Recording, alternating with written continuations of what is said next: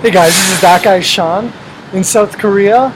I'm at Guro Digital Complex Station. I'm just about to meet a friend and they're going to be a little late, so I wanted to make a video about being lonely and what to do in Korea. One of my buddies posted this picture that his boss actually gave out to the teachers there, and it said, you being lonely is only your fault, which we thought was really funny, and I think it was kind of like misspelled, but the idea is that like, you know, if you're lonely, some teachers come in, they get super lonely and they're miserable at work, and they have a horrible time. They kind of take it out on everybody else, and that happens for a variety of reasons. They might be kind of a person that's kind of antisocial, which is why they wanted to leave their country of origin. They didn't have a lot of friends. They wanted to come to Korea. That happens a lot. You see it a lot out here, and socially they just have difficulties, right? And then there's some people that are like super social, but yet they still have a hard time meeting people, or they just get into arguments. We have some friends, I have one buddy, really cool guy, but like just kind of alienated himself from the group, and he had lots of family problems. And again, a lot of people come to South Korea because they have lots of problems with their families back home, and they just want to leave.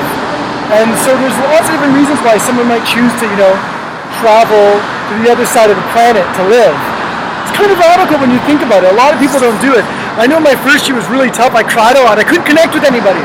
And I remember, one of my friend's mom was a social worker, and she mentioned a businessman that was in their group of friends. He came over to Korea, and he only lasted like 3 months, and he just flew back. He's like, I can't do it. I can't stay with it. So it's very, very hard. And a lot of people have difficulty living this life. I'm going to talk about it more in depth, but my first year in Korea was horrible. I was constantly like crying, drunk, hungover. I don't even like drinking, but that's what I would do to go out to be with people. These days I'm much more proactive, where I just know to message people, to hang out, and I realize that like on my weekends it's good for me to chill and have hobbies, and I have lots of that time. But I also need to talk with people. I need to tell people about the stupid little things that I'm feeling, even things about work. I don't want to be negative, but sometimes I just want to mention something my boss did, something that I'm upset about, just slightly, just to get it out, just to have some human contact, and then boom, when Monday starts, I'm ready to go again. I'm excited. I just don't have that, those little feelings or irritations. Because I think some people try to do it on their own out here, and I know that I'm someone that wants to prove how strong I am, that I can do anything. And yet over time, living abroad on your own can get to you. And so I encourage you definitely to come out to South Korea, but I also encourage you to, message people, hang out with people.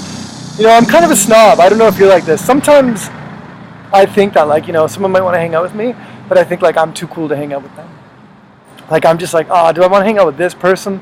The person I wanted to meet maybe canceled, or they had other plans. And I'm talking about guys actually, like bros. And I'm like, I didn't really want to hang out with this bro. But you realize like just go out and hang out with that person. And a lot of times you'd have a way better time than you expected, even if it's just for a quick tea or for a quick coffee.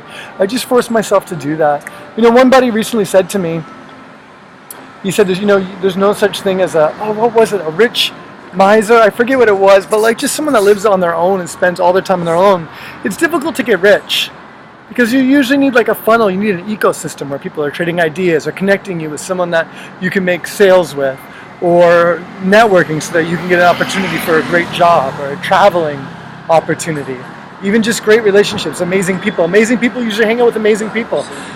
I was going out recently with a certain couple of buddies, and I just had terrible luck when I was meeting other people. And I was like, what's wrong with me? Am I putting out bad vibes? I was like meditating, trying to purify my heart and my mind.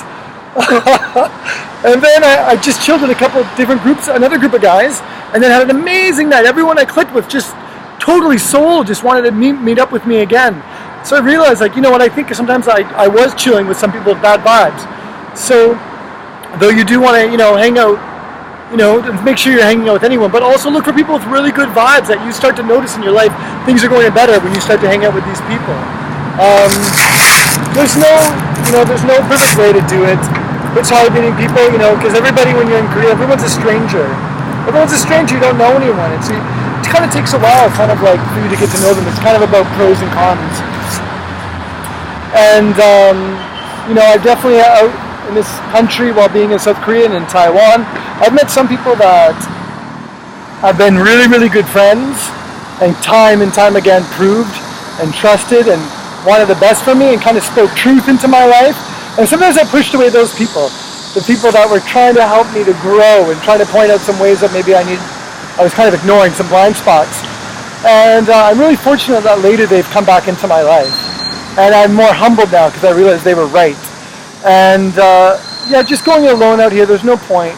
So wherever you are, even if you're back in your home country, I hope this video just encourages you, just connect with lots of different people, offer value, and you'll start to notice things will start to go your way. And if you're with some negative people, maybe slightly, it's so radical, like I hate to say cut them off. Sometimes I write out, like I look at my notes, I have notes on my phone, right? And I'll look at like a certain name, I'll have a name of a certain person, and it'll just be like, cut this person off.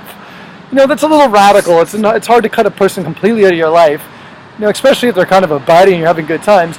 But you might want to be like mindful that maybe I shouldn't think of them the first person I think of to make plans with. Maybe I should try to fill my weekend up with other people. Maybe see them in every 2 weeks or every 3 weeks or like every once a month or something like that.